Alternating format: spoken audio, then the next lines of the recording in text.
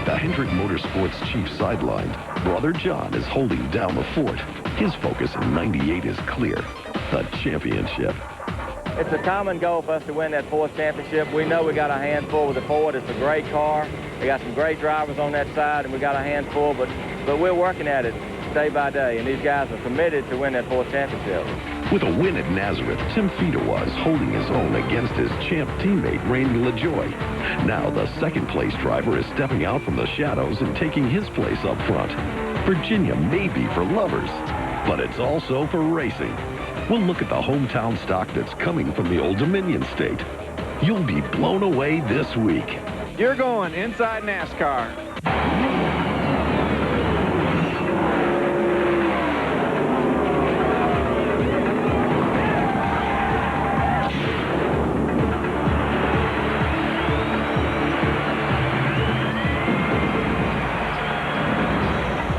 Good morning, everybody, and welcome to the Sunday morning edition of Inside NASCAR. Well, as you know, Richmond International Raceway is known as the action track. Certainly lived up to it in last night's NASCAR Winston Cup race. Controversy on a couple of fronts, but when the dust finally cleared, Terry Labonte picked up his first win of 98, and it was also the first career win as a crew chief for Andy Graves. Here now to put the excitement in the Pontiac Excitement 400 is Stephanie Boyd-Durner. Well, there's absolutely no doubt that the Pontiac Excitement 400 definitely lived up to its name here Saturday night. What was surprising is the fact that the excitement didn't really heat up until the final 30 laps. Jeff Green's reaction to Ted Musgrave during the first caution of the night was mild in comparison to what was to come. It was Green's first outing in the first Union car since replacing Morgan Shepherd. Of the 7 caution flags that flew in all, only 3 of them happened before those final 30 laps. It wasn't until lap 373 that utter chaos broke out. That's when Rusty Wallace and Jeff Gordon were battling for the lead. They touched, and Gordon went careening into the wall. The DuPont Chevy was out of the race. Gordon finished 37th and fell from first to third in the point standings. He just drives in the side of me, spins me out. That's about it. It's just racing. You go down wide open, you know, both of us going for the win with 30 laps to go. We both got together, and that's all they can say about it. Well, let's not blow it up and make it into something it's not. It just happened, and it's over. On the restart after that incident, Ricky Rudd was running third when he set off a chain reaction that collected Chad Little, Johnny Benson, and Todd Bodine, among others. Benson and Little had both been running in the top 10 all night, and Benson even led 12 laps. But for him, the worst was yet to come. As the field got ready to retake the green, Dale Jarrett was back in the lead after running up front for much of the race. In fact, by the time the night was through, he led more laps than any other driver with 107. Just after the restart, Ward Burton spun on the backstretch, but with only 10 to go, there was no yellow flag.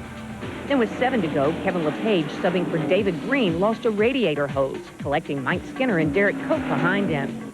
If the yellow had flown, that would bring the race to an end under caution. So instead, NASCAR threw the red to clean up the track. It was a wildly popular move with the fans, but not the least bit popular with Dale Jarrett, who was leading at the time and could have secured the win. But things didn't end there. After the red, that set up what should have been a 4-lap dash to the checkers until Johnny Benson got into the wall. NASCAR tried its best to keep things green, but the Cheerios car wouldn't cooperate. The yellow flew with 1 to go, and Terry Labonte blasted by Jarrett as they headed to the stripe, giving Labonte his first win of the 1998 season.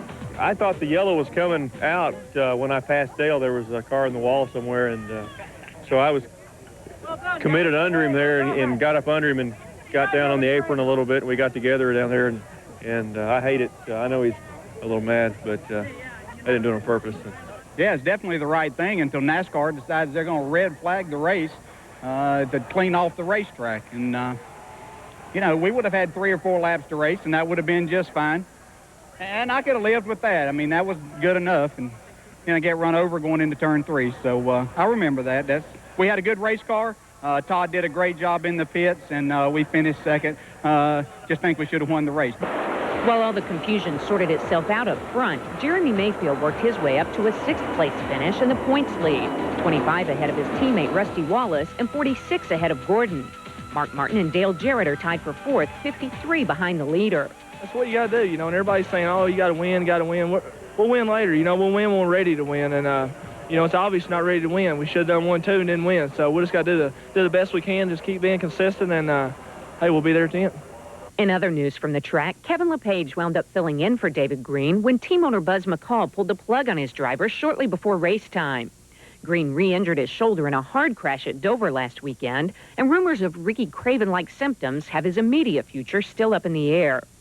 Meanwhile, even though Buckshot Jones failed to make the race in the Circuit City Chevy just 1 week after finishing in the top 10 at Dover, and despite the fact that he's already planning to run 5 Winston Cup races with his own team, word is that he may be working on a possible plan to expand his deal with Stavola Brothers Racing.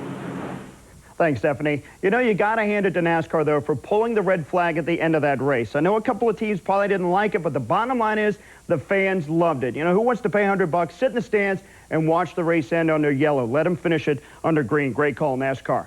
Off my soapbox for now for a couple of quick news items. First, Phil Hammer has been tabbed as the crew chief for the number 17 Tyler Motorsports team of Darrell Waltrip. Team owner Tim Beverly saying Hammer will begin his duties first thing Monday morning. And Hammer spent the last 4 seasons at Hendrick Motorsports. And Andy Petry's second Winston Cup effort at Daytona in a few weeks has a new sponsor. Oakwood Homes will appear on the car that will attempt to make the field for the Pepsi 400, with Hutch Strickland slated as the driver of the 55 car. And when we come back, highlights of Friday night's NASCAR Busch Series race at Richmond, and we'll go to Texas for the action from the NASCAR Craftsman Truck Series event out there. As we go to break, take a look at some of the updated NASCAR Winston Cup point standings.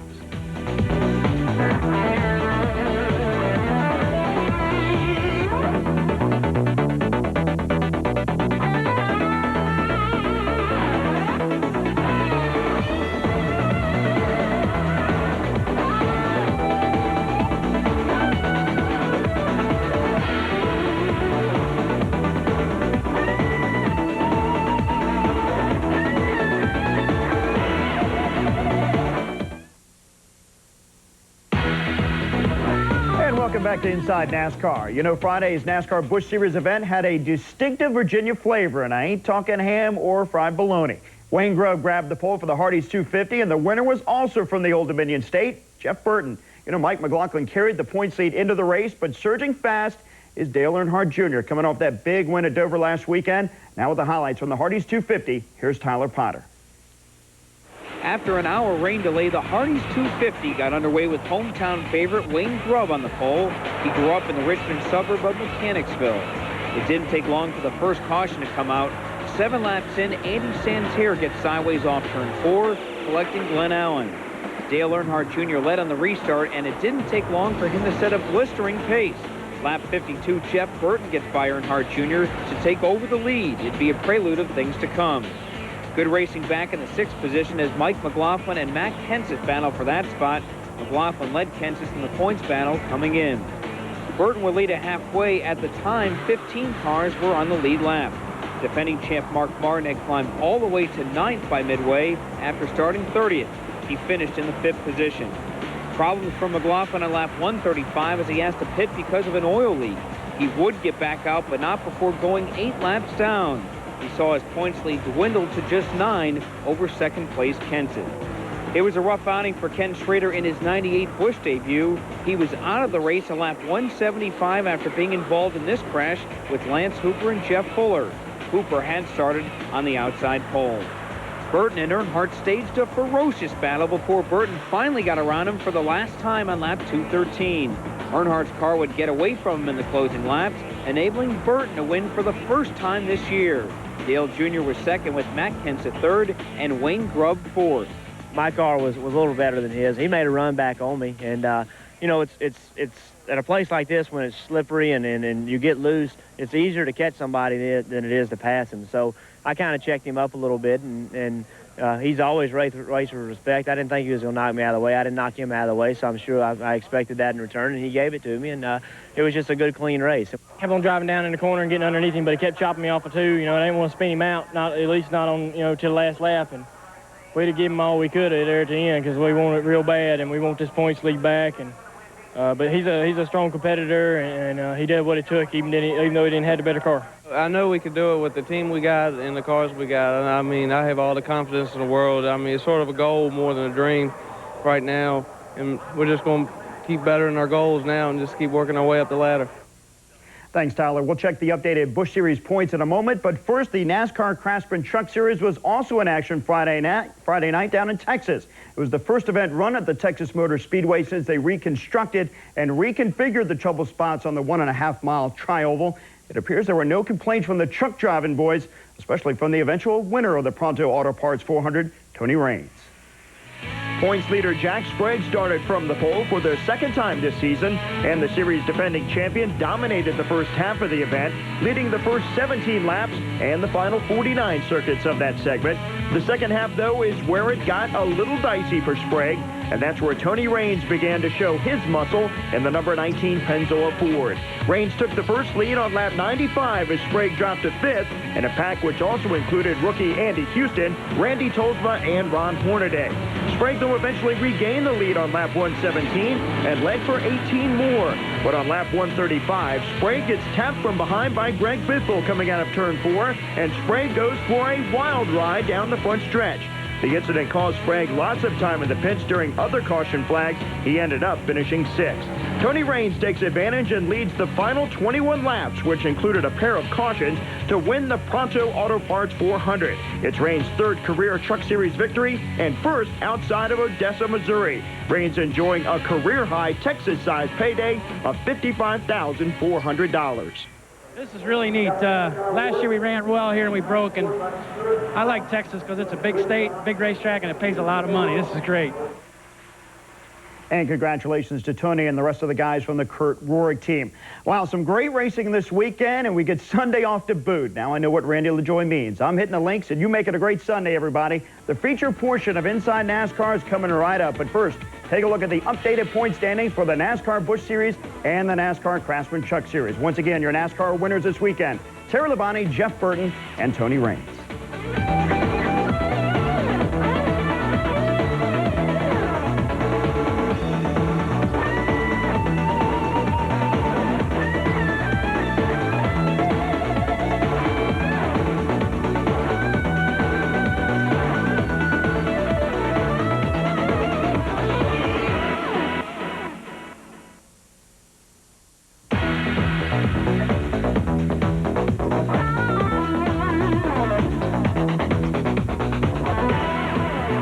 Welcome back to the feature portion of Inside NASCAR. I'm Ned Jarrett along with Phil Wurz. And Phil, it's hard to believe it's been 10 years since the Richmond International Raceway was reconfigured from its old half-a-mile configuration to a new modern three-quarter-mile configuration. Yeah, the Sawyers have done an awesome job with that place, Ned. And in those 10 years you mentioned, the most dominant driver by far has been Rusty Wallace. 6 wins.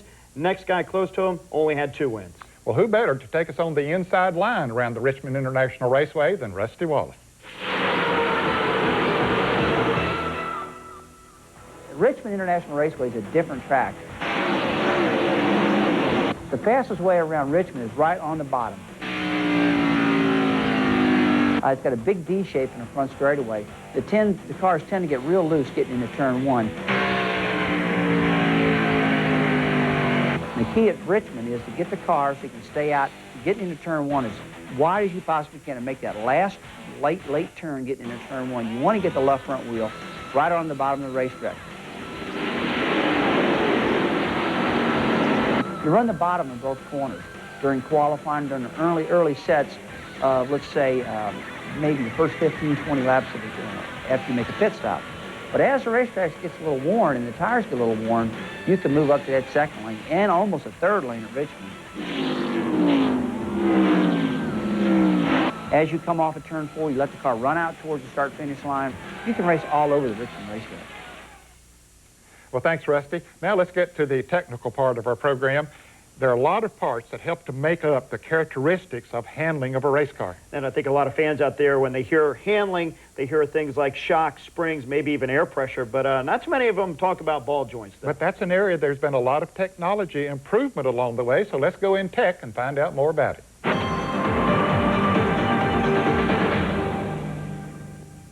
Hi, this is Eric John Giordano with CV Products. Today we're going to look at some new chassis technology that's just recently been introduced to the NASCAR Racing Series, including Winston Cup, Busch, and Truck. The components we're going to be looking at are the steering and suspension parts that include the ball joints and the tie rod ends. Just for reference, before we begin, the ball joints ride in the upper and lower control arms of the suspension. You have your wheel here, lower arm, upper ball joint, and a lower ball joint. Now we'll kind of go through the basic advantages of the low friction technology over the traditional steel-on-steel. On the traditional steel-on-steel ball joint design, there's actually a compressed rubber pad inside the ball joint, which works fine on a passenger car application, but on a NASCAR race car, when you enter the corner at 170, 180 miles an hour, that high load and force can actually compress that rubber to a degree and actually unseat the ball joint. That can create a situation where the car has some unpredictable handling characteristics in each corner as the driver goes around the racetrack. The low friction technology, there's obviously no room for any movement because of the polymer insert and the full ball design. Now the end result of using these components for the NASCAR race teams includes several factors. First, the driver has less steering vibration through the input of the race car. The second advantage is there's less steering overcorrection. The third advantage is because the components don't wear nearly as much as a steel-on-steel design, the crew chief and the race team can have a consistent chassis setup throughout the course of the race. And ultimately, that combined with the input to the driver should lead to faster lap time. Now let's go from the technical side of the sport to the people side.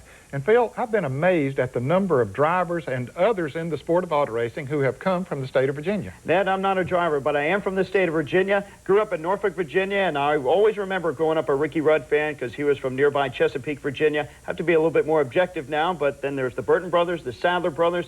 I remember Elton Sawyer winning a couple of track championships over at Langley Speedway in Hampton. And even our Stephanie Boyd Durner is from the state of Virginia, and she takes a look at some of the drivers from that state.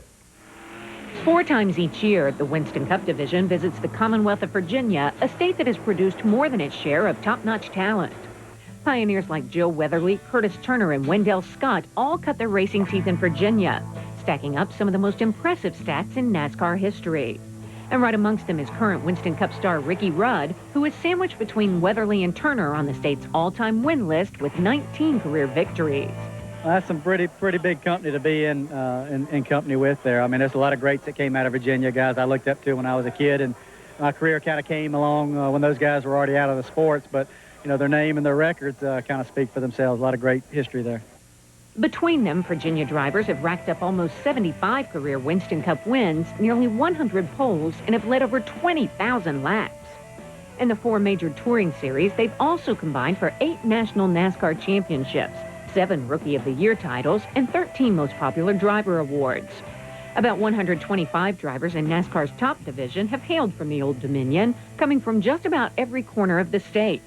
You know, when I first started, where I live in the Shenandoah Valley, Virginia, we're pretty much secluded from all kinds of racing. You know what I mean? When I started, we ran the 2 dirt tracks, Natural Bridge and East Side. In fact, they're still running.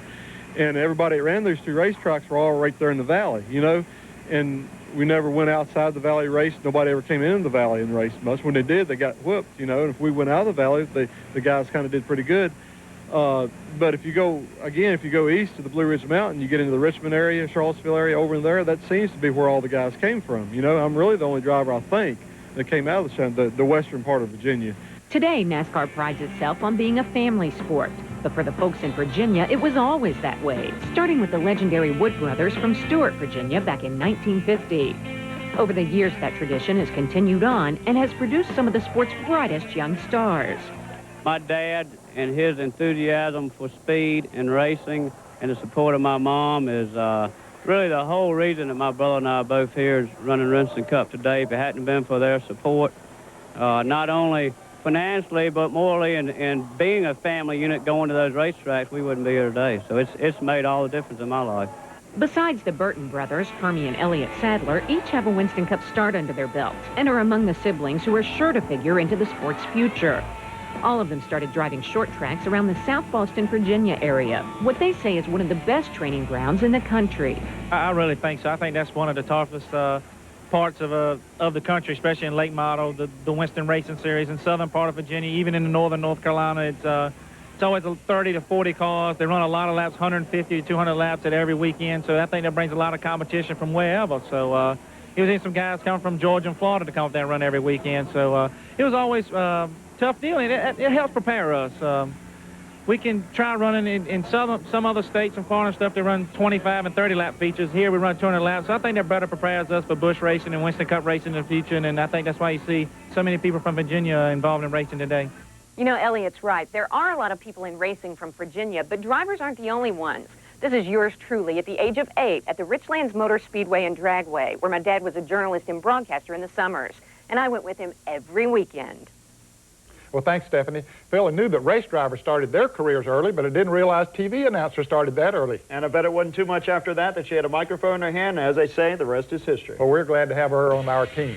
There's much more to come here on Inside NASCAR on TNN. We'll be back right after this. Coming up, John Hendrick tells us what it's like running the defending 3-time champ camp and the pressure he faces to keep them in victory lane. And Tyler takes a trip to the tunnel where he gets wind of some real dynamic technology. Plus, Tim Fedowa talks about his year, and we'll look back at NASCAR's 50th.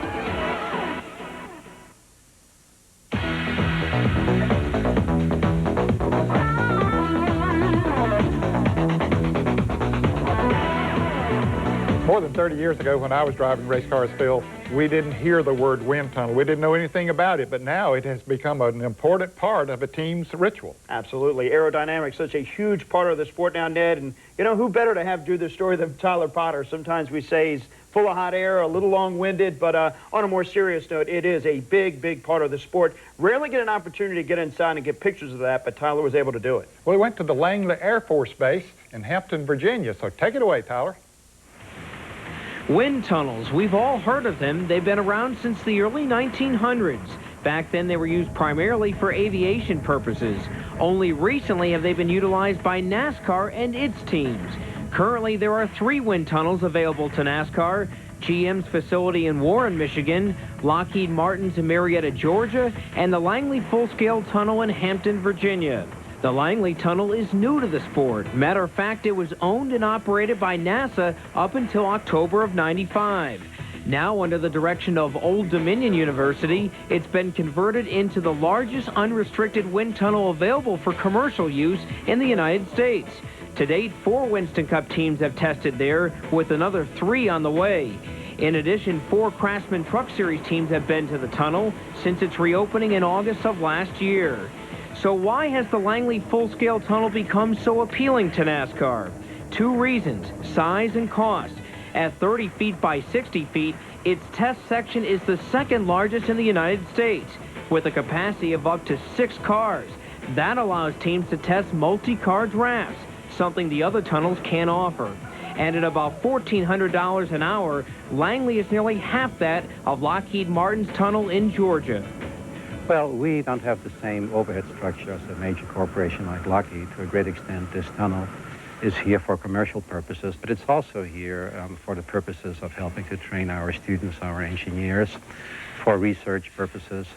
So when we combine all of that, we have less of an overhead cost. We also have other ways of creating income through research grants and opportunities. So what happens at a wind tunnel? Well, for starters, the car has to be lifted onto the test section. Once the car is secured, downforce and drag are measured, key components of aerodynamics.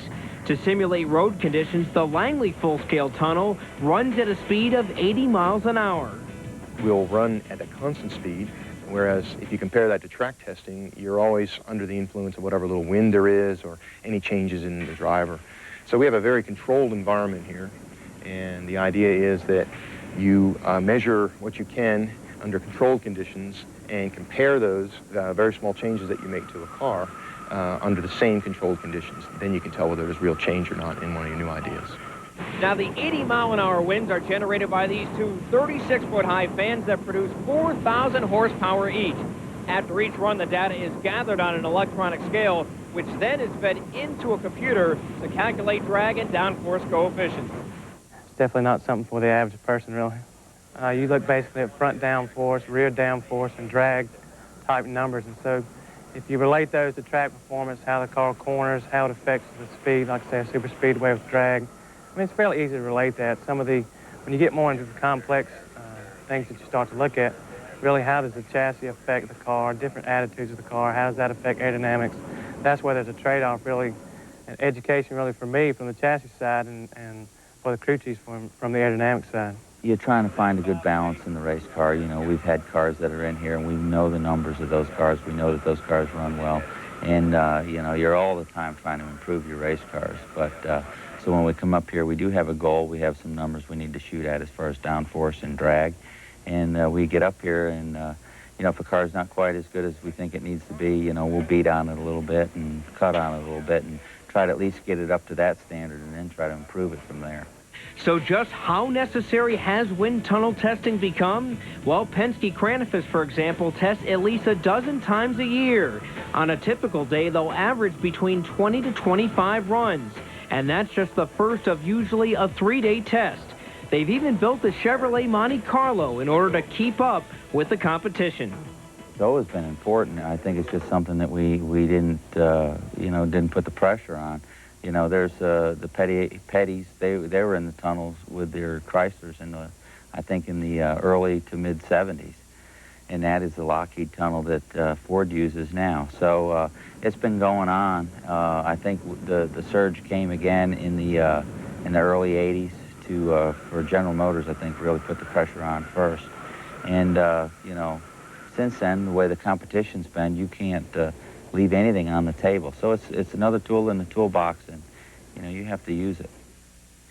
And a testimony to Tyler's hair, Ned. 180 miles an hour in that wind tunnel and not one hair out of place. Absolutely amazing. And darn good hairspray, too. Yeah. More seriously, though, other than Langley, Marietta, Georgia, and Detroit, Michigan, where teams like to test in the wind tunnel, we hear Hendrick Motorsports may build their own wind tunnel. Don't you think that'd be good for the sport? Well, I think it would be, and they should be able to pay for it, too, as many teams that are located in the Charlotte, North Carolina area. Yeah. Now let's switch gears. Tim Feeder was a guy who's having a good year this year in the NASCAR Busch Series. And Ned, when you think of base motorsports, you usually think of Randy LaJoie. 2 straight Busch Series championships. That team has won 3 in a row. You usually don't think of Tim Feeder, but he's got a win in 1998 and did it before Randy LaJoie. Well, let's learn more about him with Stephanie Boyd-Durner.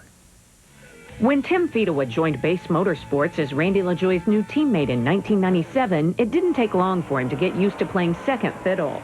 After all, LaJoie had just wrapped up his first series title, and by year's end, he had scored another one. As for Feeder, he had one of his best seasons yet, finishing 9th in points, making him and LaJoie the first teammates in Busch Series history to both finish in the top 10. But success was tempered by living in a champion's shadow, and the new team suffered some growing pains along the way. There's been some things that have been pretty tough. You know, it's hard. Say we finished 10th, and that's a pretty good day. You know, we're happy with top 10s, but usually Randy had either won the race or finished 2nd or 3rd. So it's hard to, you know, you come back to the shop on Monday and half the team's pumped up because they were 1st or 2nd, and then you're just kind of a little bit meek with your 10th place, and it's hard to get adjusted that way. But you know, slowly but surely we've worked on everything, and last year we were all a first-year team, and it took a lot of, you know, some of these guys hadn't even really worked on race cars, so, you know, to come together like we did, and then come into this year, they got a lot more confidence, and we just know each other a little better, and it's just been a little bit different this year. The biggest difference is that Feeder and his Kleenex team are now winners. 3 years after scoring his first Busch career win at Nazareth in 1995, Feeder was returned to victory lane, came in the exact same spot at Nazareth a few weeks ago. The time span between wins took a lot longer than expected, but Feeder says that's why he appreciates this latest victory even more. The first one, we worked real hard for it. Randy and DeWitt were my counters at the time. We didn't have a sponsor, and to get a car in victory lane without a sponsor in the Busch Series was pretty cool. Something pretty unique, but this one, I guess after that win at Nazareth, we had a good year that year. We had some more top 5s and top 10s, and I figured 96 would be my year, and we just didn't have a good year that year at all. So and then it was like it's been uphill, and it kind of caught me off guard. So it just was extra special, extra sweet to get back into victory lane and show them that we could do it again. In 1997, their first season as teammates, not only did LaJoie go on to win his 2nd straight Busch Series title, Feeder had to sit back and watch him go to victory lane 5 times. But in 1998, it's Feeder who got to the winner's circle first. For a time there, your confidence, my confidence is down, and you just can't let that happen. I try to just be positive all the time. you know that every race you can win, and you got to believe or it'll never happen. And I try to, the guys are like that now, and we just go to every race knowing that we can win no matter what the circumstances, no matter where we qualify, no matter what happens. I've seen stranger things, and you just got to believe, and it'll happen. Besides his newfound confidence, Fedewa also has another ace in his pocket. Veteran crew chief Vic Kangas joined the team nearly 2 months ago and is helping to establish it as a separate operation. Fedewa moved into a new shop directly across from LaJoyce this season, so now the only thing the two teams will have to share is information, not to mention the same goals. I know the guys over there worked real hard and helping us out, so it was probably more of a struggle for them last year getting going, and this year it's been a relief for them. I think that they hadn't had to put quite the hours in. They're still helping us out, and but they hadn't had to work quite as hard for the 33 team, and that's good because you know we're both trying to win a championship, both teams, and hopefully one of us is going to do it. Well, thanks, Stephanie. Phil, I've had the opportunity the last couple of weeks to play in some charity golf tournaments with Tim Fedewa. He's a pretty good golfer, but a guy that wants to give something back. You know, and I knew Tim several years ago when he drove late model stock cars, and over the years, he really hasn't changed a bit. Still a super nice guy. We'll be back with more on Inside NASCAR right after this. I made a commitment to Rick Hendrick to do the motorsport, so I stepped out of completely the automotive side and let my vice president and my people handle that role, and I stepped completely out of the automotive group, so I'm just focused on motorsport this year. Welcome back to Inside NASCAR here on TNN. NASCAR is celebrating its 50th anniversary this year, and as part of that celebration, we look at some of the greats who have helped to make NASCAR history over the year, look at their career. And this week we focus on Ken Schrader, one of the busiest drivers in NASCAR.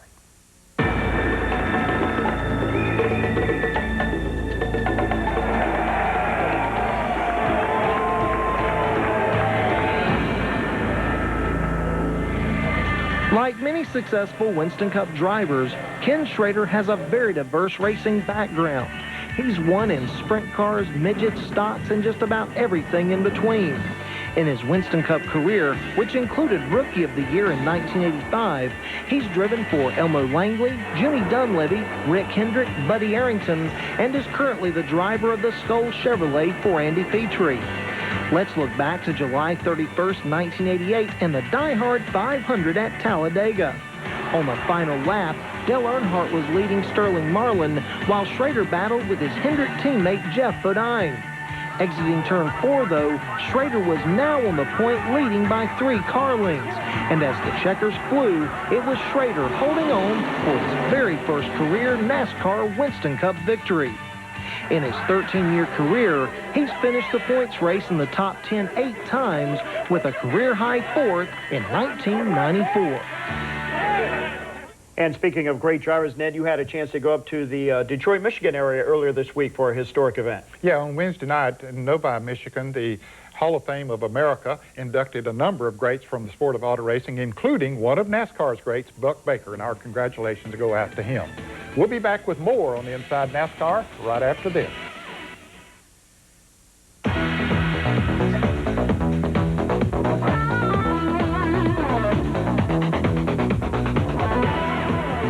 Rick Hendrick has been one of the leaders in NASCAR Winston Cup racing for many years, but because of an illness and because of other circumstances, he has sort of had to step away from his racing operation. And he has given that operation duties and responsibilities to his brother John Hendrick, who last year was running the automotive empire for Rick Hendrick. Boy, what a daunting task John Hendrick has. We talked about his responsibilities with the team in 1998 during the Coca-Cola 600 weekend.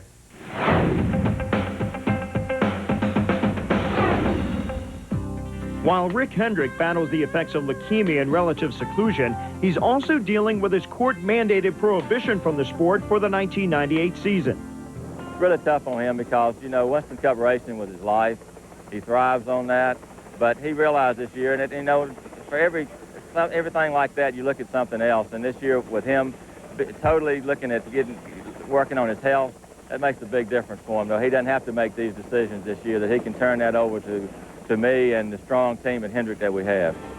In Rick's absence, John Hendrick has taken over the duties of general manager for his ailing brother, hoping to keep the 3-time defending Winston Cup championship dynasty on top of the sport.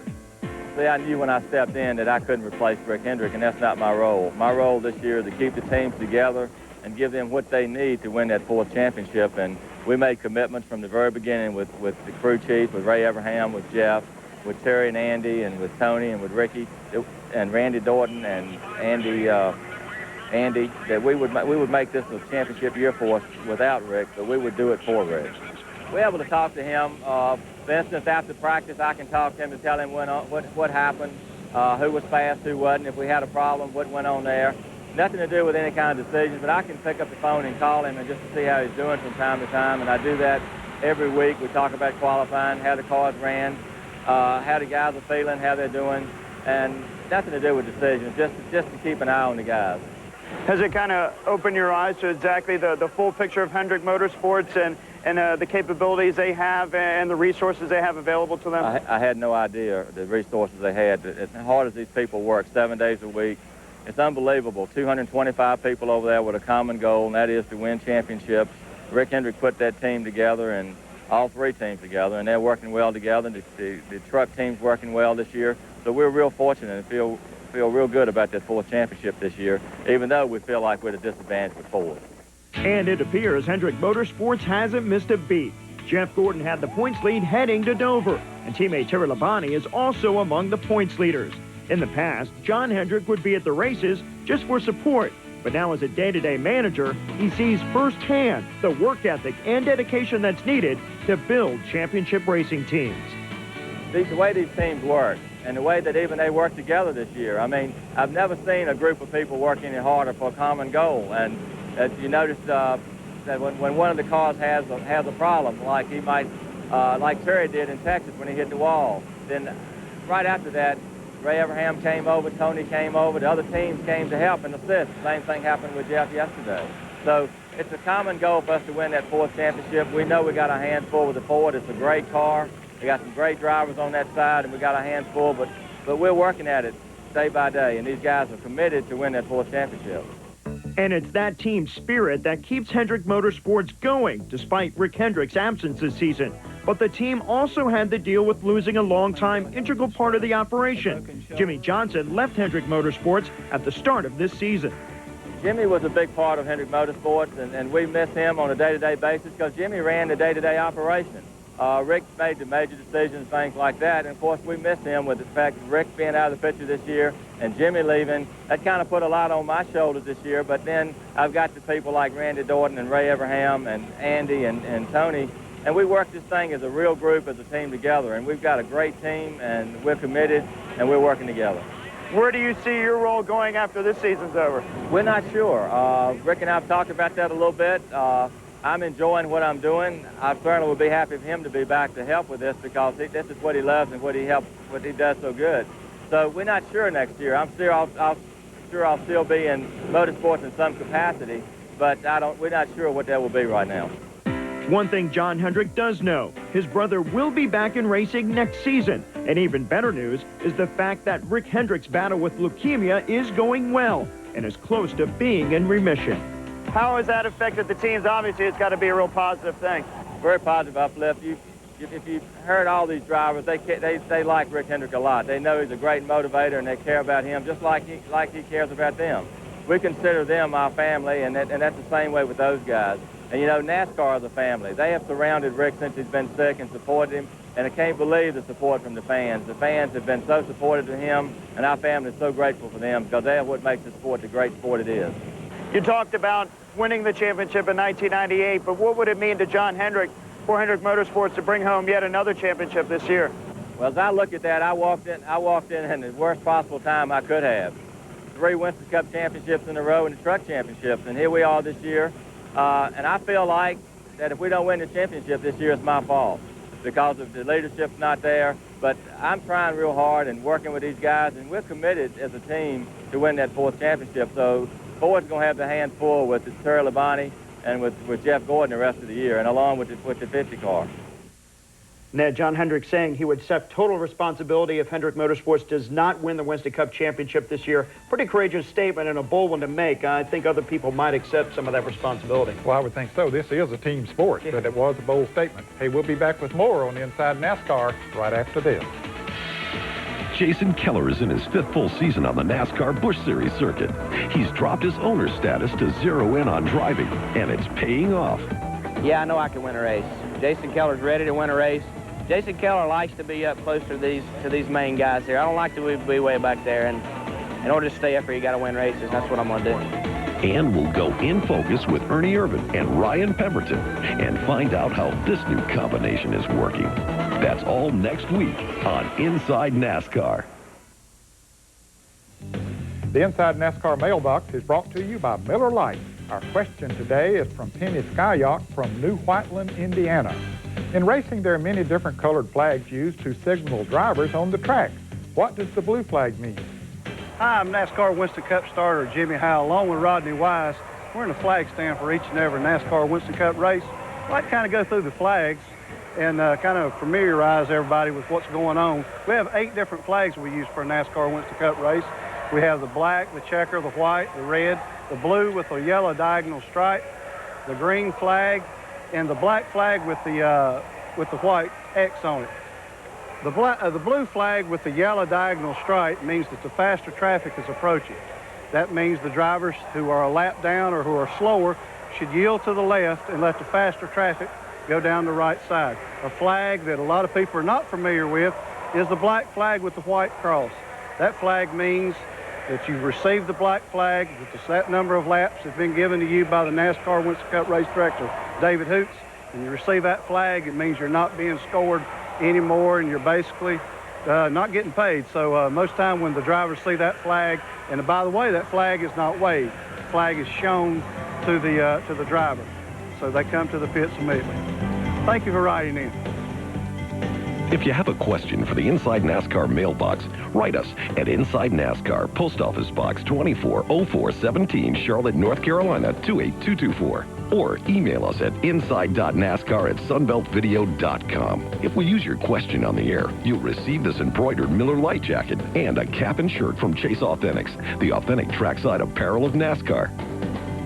Hey, you join us again here on TNN for more on Inside NASCAR.